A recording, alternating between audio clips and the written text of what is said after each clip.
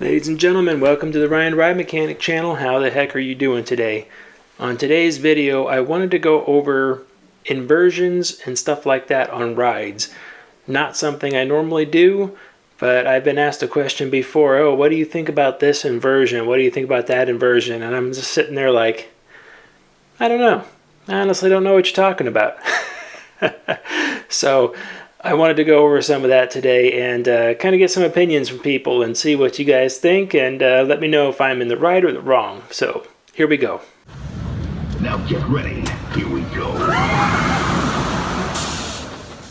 Welcome back, and thanks for watching another video. I do appreciate it. On today's video, I wanted to talk about ride inversions and what they are called. One of the funny things about this is that I honestly don't know the majority of these things. I've been asked a couple of questions about some of these, and I'm like, I don't know. I don't know. And they say, well, what about this? What about that? And well, I don't know. So I had someone standing there, two people arguing over like, no, it's an immelmann. No, it's a dive loop. It's like, no, it's an immelmann. No, it's a dive loop. And I say, oh, explain what it does. And it does this. It goes through and turns around and comes down. And they're like, oh, that's a dive loop. And they're like, no, that's an immelmann. The dive loop is a different thing. And I'm like, I don't know. So why don't I know? A common, very common misconception for ride mechanics especially is that we know all there is to know about all the rides everywhere, which is definitely not the case, not at all. If you've been watching my channel for a while, you can have the same ride made 5 times by the same manufacturer, and each one of them will be different. They'll be built with different materials, built a different way, they'll run differently. Everything is different. So to say you know everything about everything is just ignorant in my mind. But another thing is people think that because we know all the stuff on the rides, that we know all the track elements that are out there.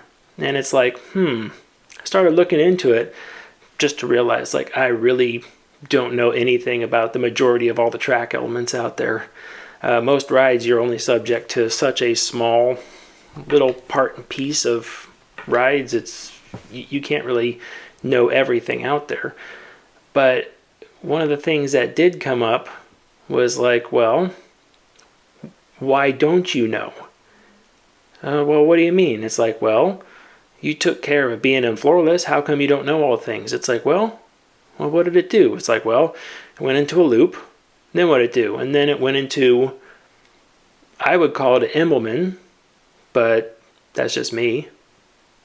And the only real reason I knew that, actually, because I used to, long time ago, used to fly RC airplanes.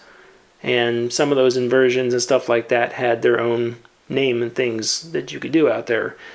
But, and then I said, then it goes into a barrel roll.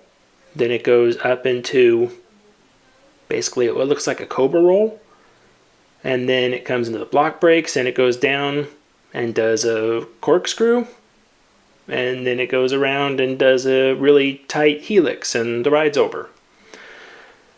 And people say, well, those have really specific names to them. You can't just generalize them. It's like, well, I can actually, I just did. You were all there for it. But, so the question arises, well, don't mechanics really have to go through and like get all the names of all the elements on the rides? No, we don't. In fact, all those elements out there, what that is to us is just track. That's all it is. It's track. It's either track up high, or it's track down low, or it's twisted track, curved track, whatever. But that's all it is to a mechanic typically.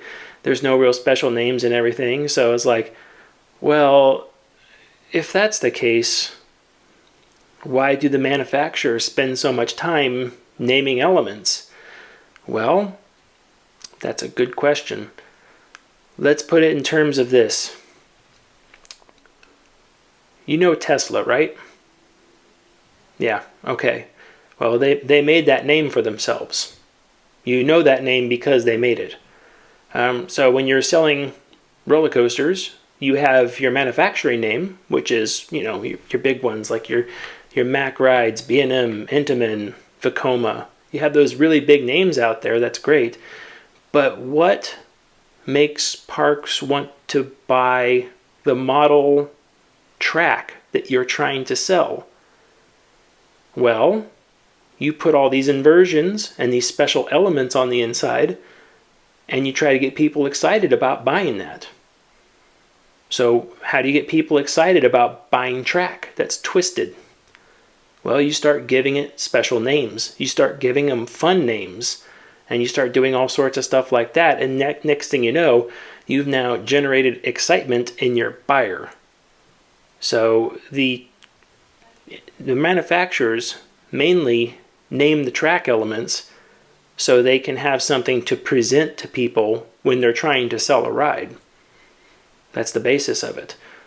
If you call up a manufacturer that you're having trouble with, and I say, I'm having trouble with this column over there by the Batwing, they might be like, what?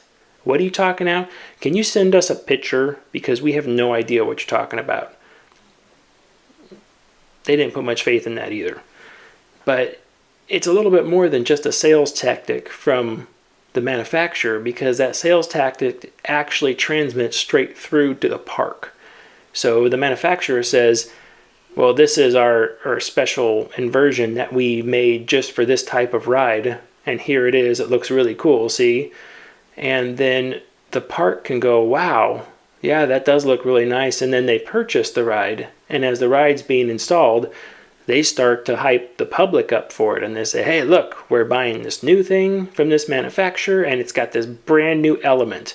So now, what is the major draw of this ride? Now the major draw of the ride is actually these special elements that the park is trying to sell. They're trying to sell those elements because that's why they bought the ride. They bought the ride because that's what the manufacturer sold. So the elements and names are actually really important, but where does that fall for maintenance?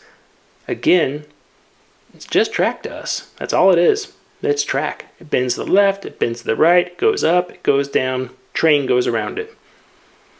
It's nothing big for us. So when I looked into element names and stuff like that, I don't have much of an opinion of them. I'm not like, well, this one's better than that one. I'm not looking down my nose and saying, well, this is right, that's wrong. It's nothing like that. Don't worry about that. But what I did, I'm like, well, I want to see some of these things. And it's hard to look at pictures of track and pieces out there, because you can get a picture of an element. That's great. But a lot of times what you can't do is you can't get a feel for how the element is laid out, because there's lots of trees. They're typically buried in the ground somewhere, and you can't see everything. You can't see the performance of it unless it's sitting out like one of the infamous parking lot rides out there where the thing was just installed in an old parking lot. We know what I'm talking about, right?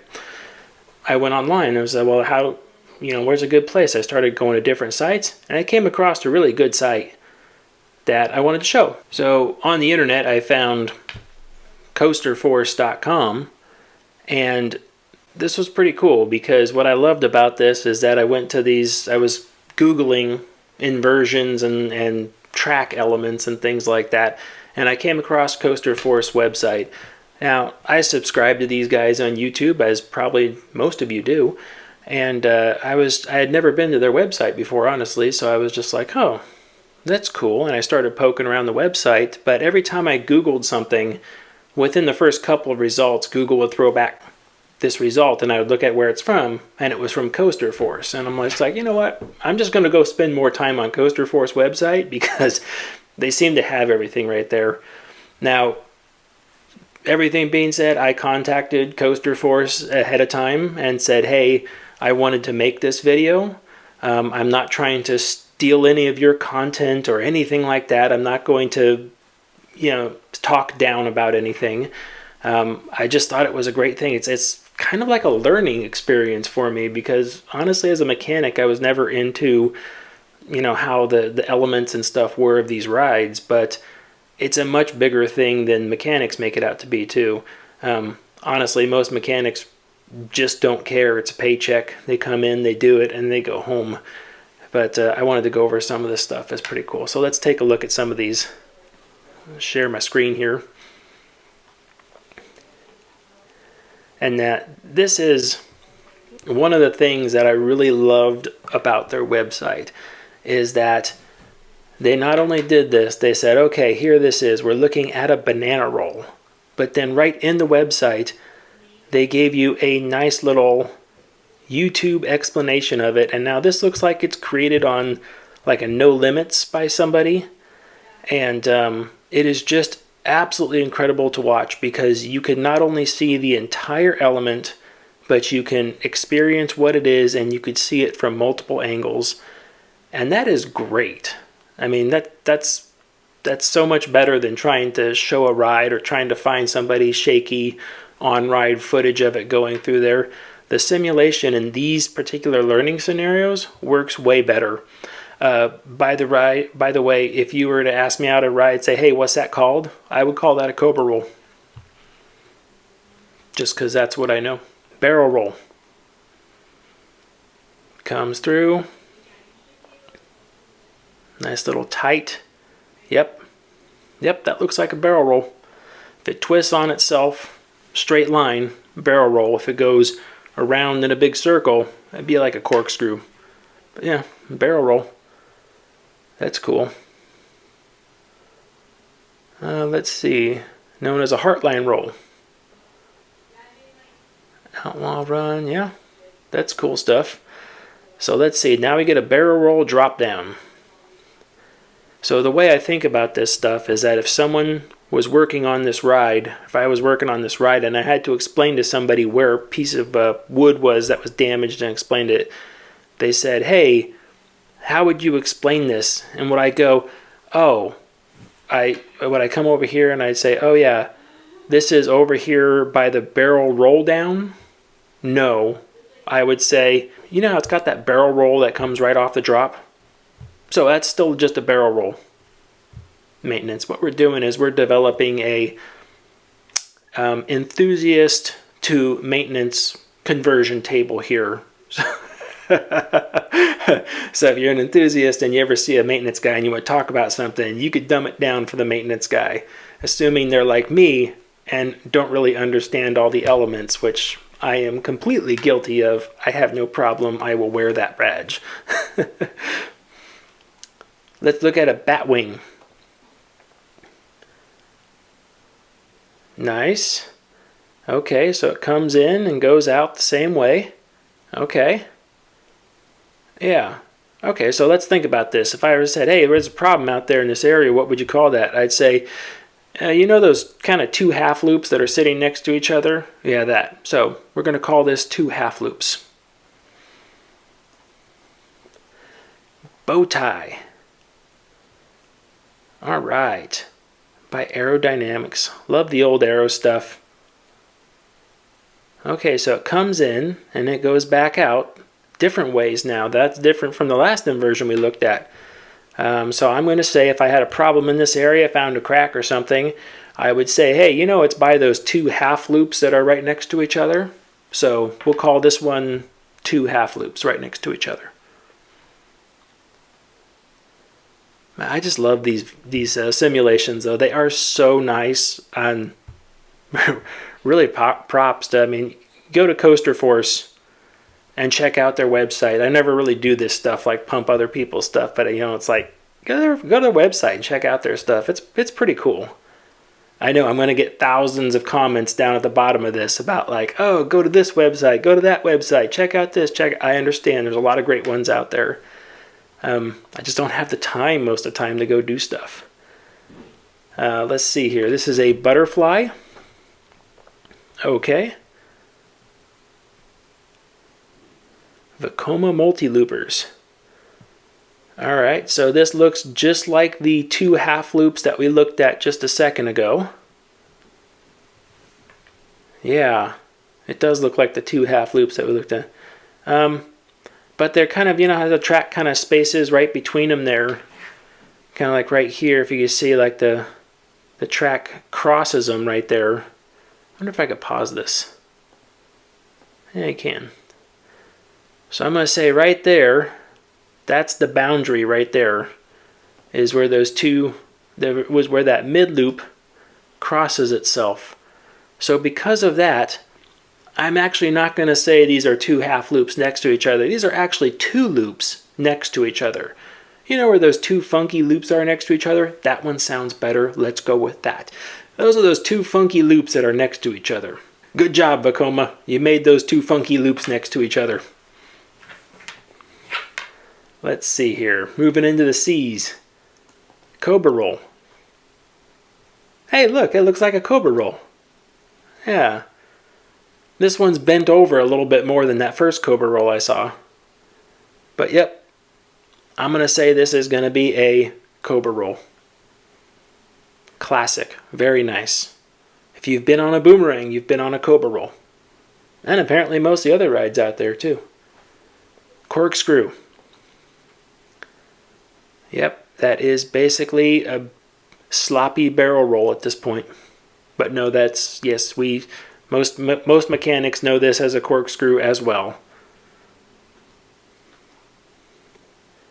Cutback. An inversion similar to a corkscrew except the second half of the element reversed so the train exits the element on the opposite direction from which it entered. Interesting. Let's look at this one. Cutback. Huh. Wow, that is interesting. I don't know what would I call that? I think I might just call that a severely overbanked turn.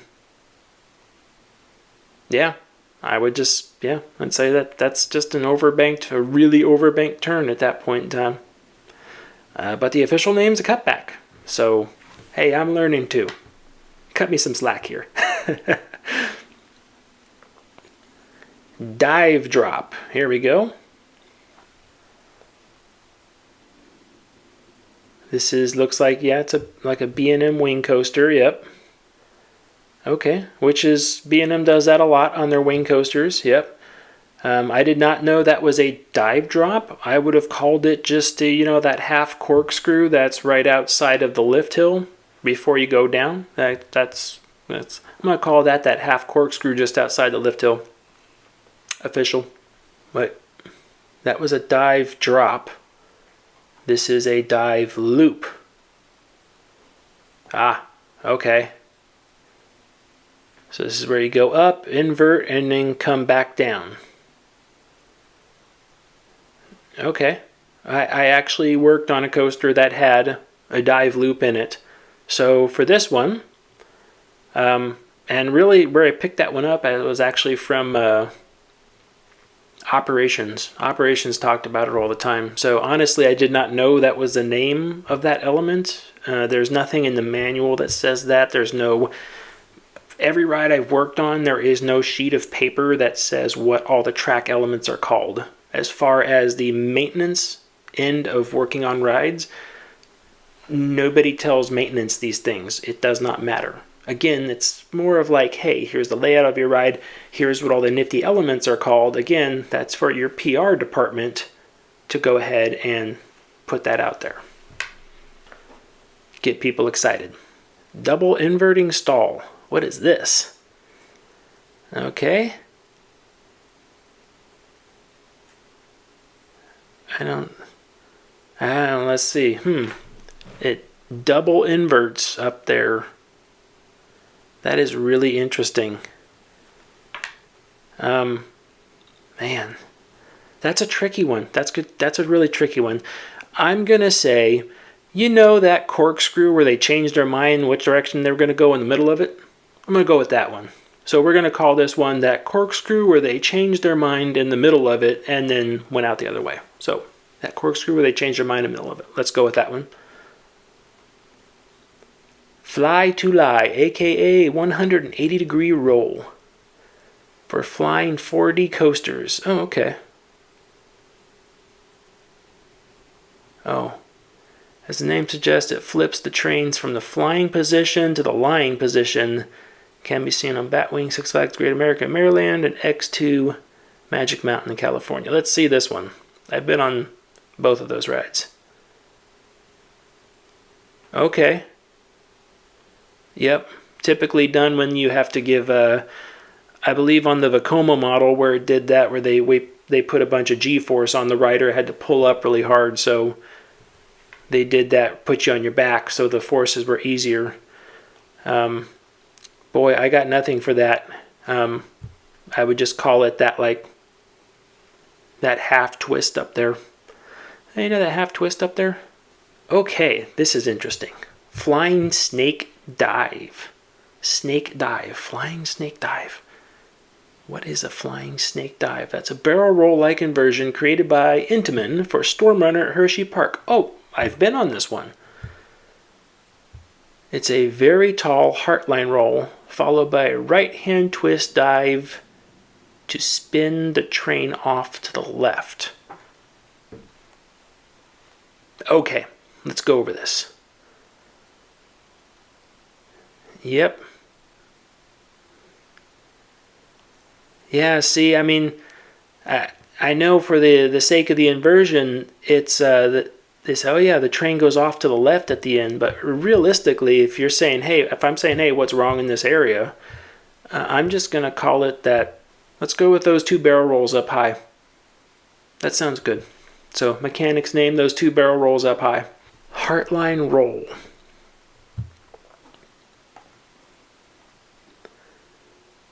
Comes around. Right through.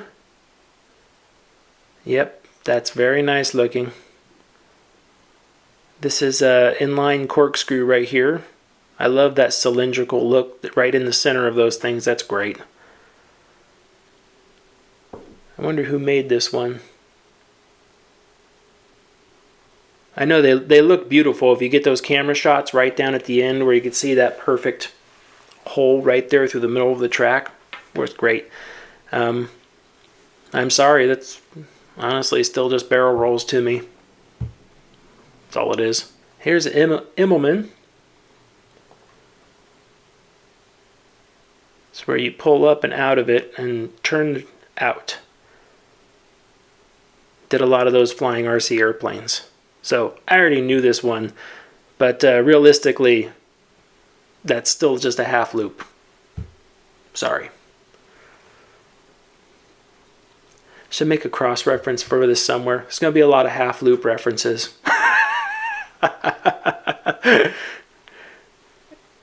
Inclined dive loop. Inclined dive loop. Okay. How is that different from a normal dive loop? Similar to an inclined loop, below the inversion dive loop inversion is a dive loop tilted at a 45-degree angle. Can be seen on less than a handful of coasters, including Hydra. I have to come up with something new on this one. Why don't we call this one that crooked half loop?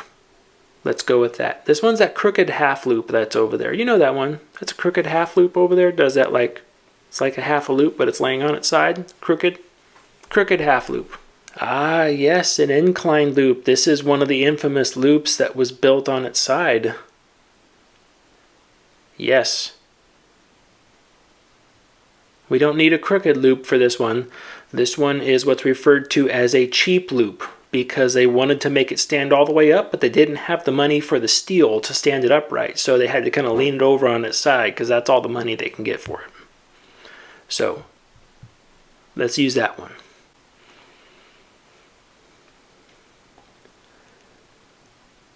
Oh, I recognize this model. This looks like a skyrocket.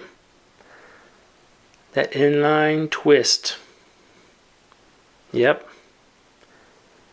Now I know that's the name of that inversion. I've heard it before. I've worked on a model with that on there. But anytime any of the maintenance departments referenced that exact thing, it was simply just the barrel roll at the top of the ride. So we're going to use that for the name. That is the barrel roll at the top of the ride.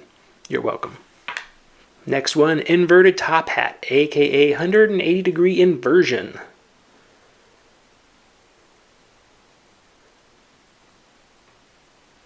Yeah, I would, yeah. If I was telling somebody where I was working on that thing, yeah, I would say an inverted top hat, because I know the top hat, most all of us know top hat, and you say it's inverted. So, yeah, nothing special there. JoJo roll. What's a JoJo roll? Oh, okay. Yeah, like, oh yeah, there it is right there. The Hydra Revenge at Dorney Park. That is such a cool thing on the POV for those rides when you're sitting there, like the front row POV, where you're sitting there and you could see out and you could just see right through that barrel roll. Just whoosh. I was like, wow, that's cool. So that one, I'm going to call that a barrel roll. You're welcome again. Lie to fly.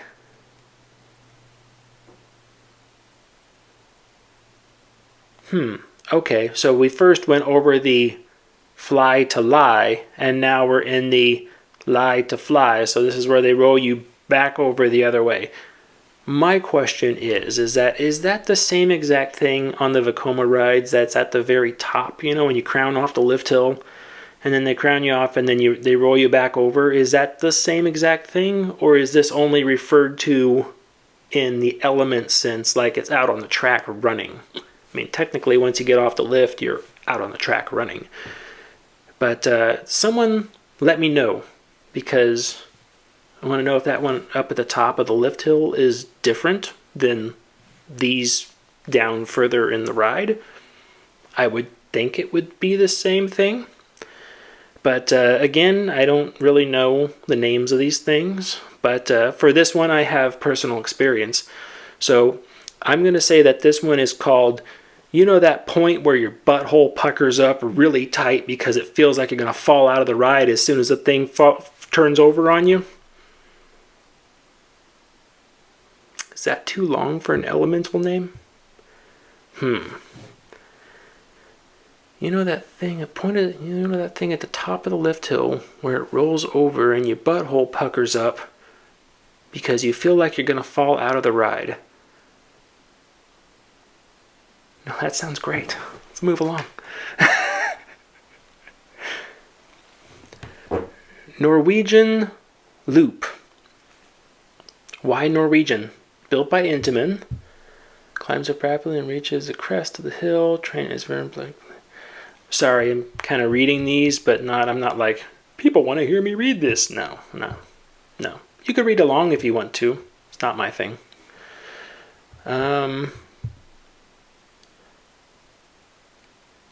First installation on Speed Monster at, wow, I don't even know what that area is. Oh, I'm not even going to try to pronounce that. You guys know how much I screw up normal words? Like, can you imagine me trying to pronounce all these names?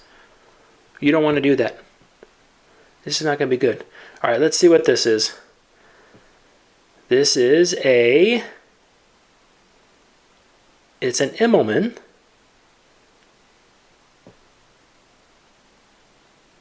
Oh wait, no, I'm sorry.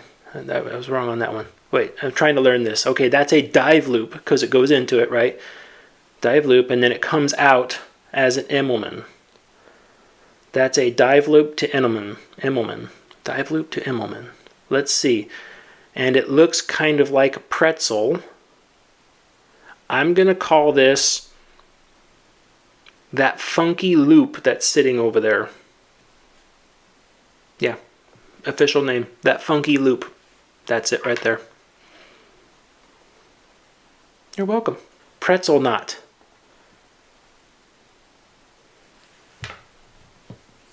Okay. This looks surprisingly like that bat wing earlier, except for the track crosses itself.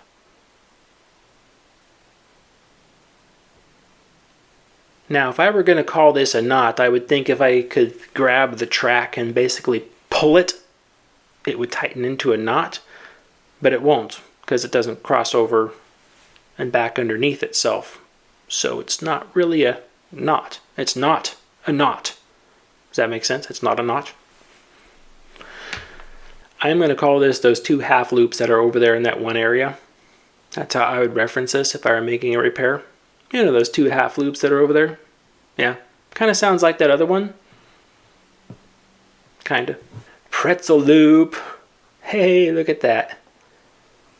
I know that one. That's a B&M Flyer. They came up with that pretzel loop because I heard that when I went to Magic Mountain to ride on Tatsu. And they're like, it's got that pretzel loop. And I stood there, I'm like, wow, that is a really cool looking pretzel loop. And then right about here, my back started hurting so bad. I'm like, oh my gosh, oh, what the heck? Oh, son of a, oh my gosh. You need to warn somebody before you're about to mangle their back up like that. B&M, I'm looking at you. It's rare, but I get angry too about stuff. It hurt the crap out of my back. To be fair, I don't have the best back in the world to start with, but that pretzel loop did not help it. So, I'm going to call that the backbreaker. For my own personal reasons, of course. Raven turn. All right, here we go. What is this? It's a 4D coaster that almost stalled.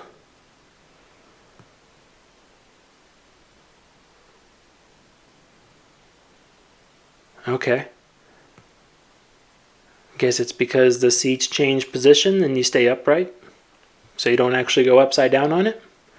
The 4D coasters are kind of very odd because you can have the track that looks like an element and the train runs through it like an element. Because you twist the seats, you could change it into something completely different. Very interesting. Well, that's a half loop. We'll call that a half loop. A reverse Cobra roll? I've been on Cobra rolls. What's a reverse Cobra roll? This will be interesting. This is where you go up and into a barrel roll and then into another barrel roll. Okay. All right. I got it. Okay. Yeah.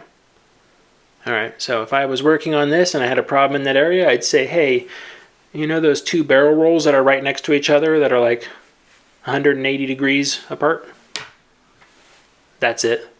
Those two barrel rolls that are right next to each other, 180 degrees apart.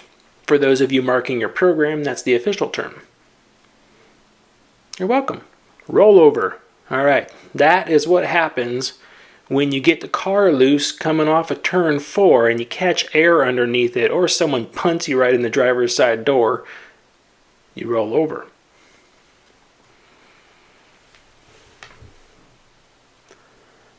Oh, yeah, this is the Vekoma.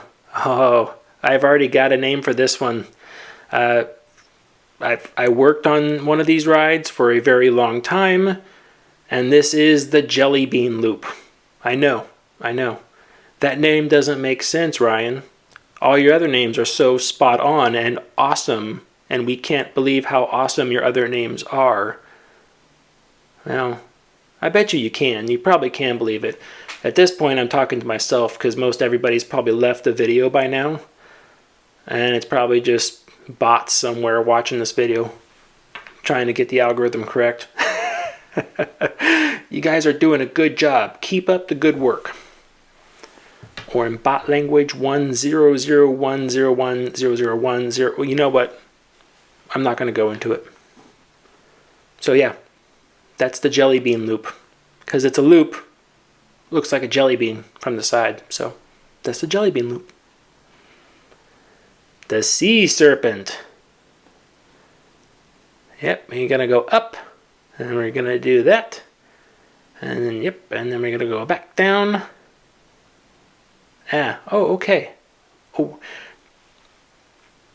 by the way, that's where I valleyed a roller coaster in the middle of the Sea Serpent. It's called the Sea Serpent. Should be called the roller coaster gets stuck there. I'm making the video. So we'll call this one the roller coaster gets stuck there. Where are you having troubles? You know that area? Where? The roller coaster gets stuck there? It's like, yeah, that's the one. If you haven't seen my other video for this sec, yeah, look into the one more. I'm going to talk about valleyed roller coasters. That's it. Not to say I valleyed a roller coaster there, but I valleyed a roller coaster there. Sidewinder.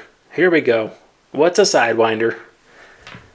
This is a Yep, there's a half loop right there. Goes through the half loop, and oh, that's it. Oh, okay. Well, that's easy. That's a half loop. Half loop. You know that half loop over there? Yeah, but we don't need the over there part. We could just say it's a half loop. I was thinking about putting all these in the comment and into the video description down there. I honestly just don't want to type it all. I am so lazy when it comes to stuff like that. You know, long typing, good editing, spelling, pronunciation. I'm really lazy at a lot of stuff, but it's okay. All right, step up, under, flip. Why does this sound familiar? Step up, under, flip? Step up, under, flip. That sounds like a lawsuit waiting to happen. Step up, under, flip? It's like, did you knowingly design the step up, under, flip? Oh, yes, Your Honor, we did. Whew. This inversion begins with an upward climb followed by a 270-degree roll and a dive down towards the side. Designed by Rocky Mountain Construction. iBox conversions. It can be used on... Oh, it can be seen on Untamed. Yeah. Okay, let's see it.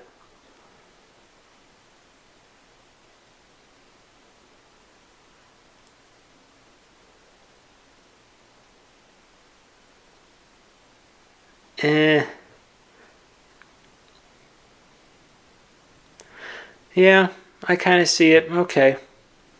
Well, given its unique position where it goes underneath and then comes back down, it goes up, inverts, and then come back down, I think we're going to call this a, let's go with a half loop. Let's call this a half loop.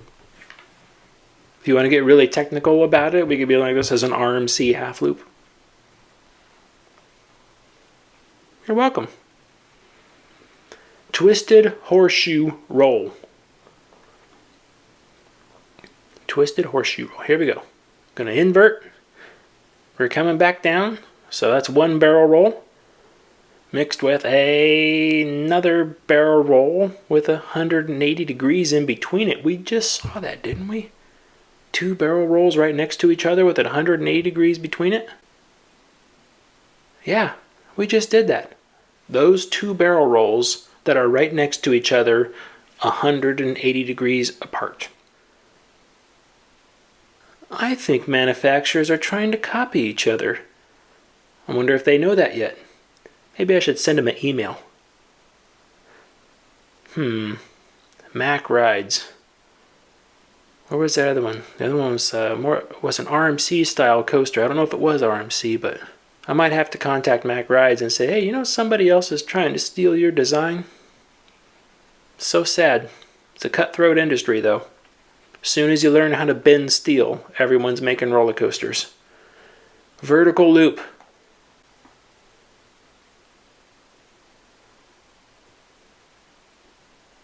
Yep. Vertical loop, also called a vertical loop, known to maintenance as a vertical loop, could also be called a loop, a loop-de-loop, a teardrop loop. I think that's about it. Yeah, I'm going to go with loop on that one.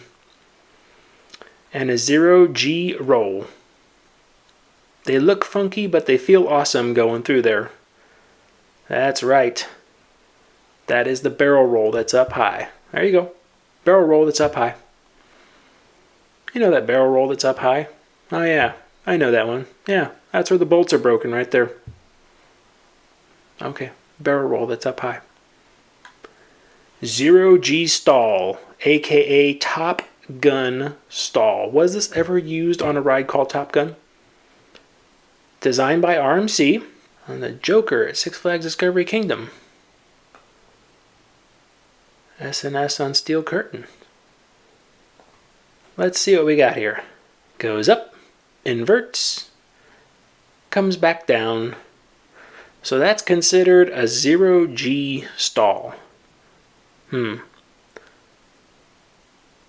I'm going to say it's that inverted track where you hope to God the train never stops there one day. Write that down. Sounds good, right? Yeah, my names seem kind of long, don't they? But I think they work out okay. This is, oh, we're at the end here. All right. Oh, there it is right there. This is the most important part of this entire video that I'm doing. NoLimits 2 animations created by Tim C.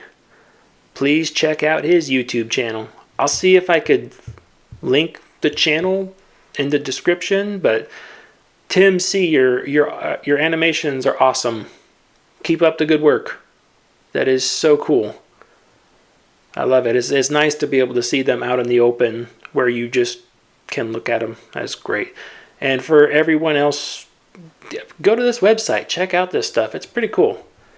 They got the whole glossary of all the other terms too. You can go down here.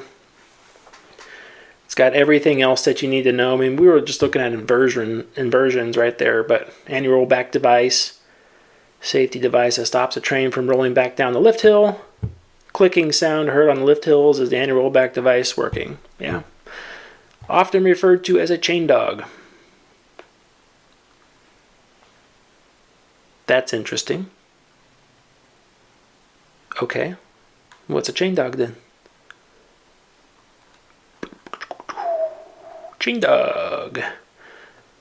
Metal catch device beneath trains, cars above, which engages into moving chain or to pull the train up the lift hill, also known as an anti-rollback device. It's interesting. They got the two terms pointing at each other. They go hand in hand. I could see it. Chain lift hill, corkscrews, credit whore. Credit whore. Who will ride a roller coaster, a credit whore will go to extreme lengths to obtain the credit. I could see that. I've seen that on a lot of YouTube channels. People cramming themselves on little tiny kids roller coasters just for the credit, just to get it. Come on. Ooh, what about that one? Cred anxiety. When you visit a park with loads of new to you coasters and worry that you won't be able to ride them all before the park shuts. Commonly associated with one-day visits to large parks like Six Flags Magic Mountain and Cedar Point. Okay, I'm glad I read that because I kind of have cred anxiety. A one-day trip to a big park like that, I don't have credits going on. I don't do that thing. I don't keep track of how many times I've ridden things. Because we're working on them for 14 years, you get tired of it. But I do, if I go to an amusement park where they've got a lot of new stuff there and I'm only there for one day, I really, really want to get on everything. I do. I want to get on everything. I can stay off the little kids' rides and stuff like that. I'm not a credit whore. But I do want to get on like a lot of stuff. So I can totally see this. Yeah, I could see that. Let's see what else there is on here. Dive coaster, dive loops, drive tires, also known as booster or friction wheels. Yep. Usually found in station brake runs. Yep. Dueling coasters, E-motion, E-stop, evac, ejector. Enthusiast, a person who is very interested in roller coasters, affectionately called a goon or thoosie by fellow enthusiasts. I've heard the term thoosie thrown around, but not goon. That's a new one. A goon? Oh yeah, you're a goon? Why? Where does that come from? I feel like I should click on that and see where that goes. Geez, this takes me back up. G-force. Oh, there it is, right there. Goon. Oh, it's a coaster force term used to describe somebody who is an over-enthusiastic and special love affair with roller coasters and theme parks. They eat, sleep, breathe theme parks and coasters. Typically geeky but goon can be used to describe any level of theme park interest. You're all goons. That's what that is. You're all goons. Because if you're subscribed to my channel, I'm pretty sure that's what we all are at this point in time. Myself included, though. It's like I might not be out there doing as much as I can. I'm not, near a lot of amusement parks at all, but I do figure out a way to twist any story back around to that one time when I worked on roller coasters type thing, People at work hate it.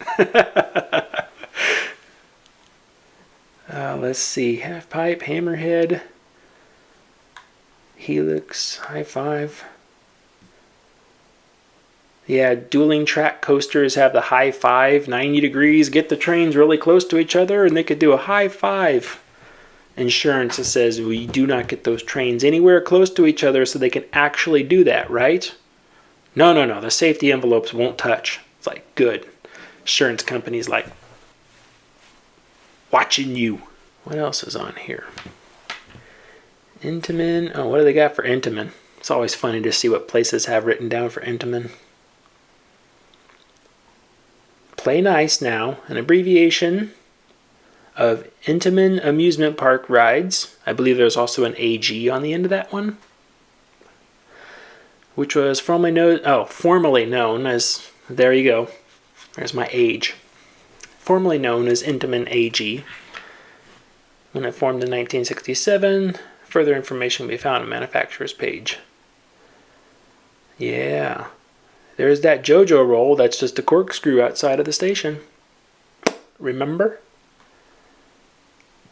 Log flume loop. This is really cool stuff. More people should know. If you haven't come to this website, coasterforce.com, come to the website.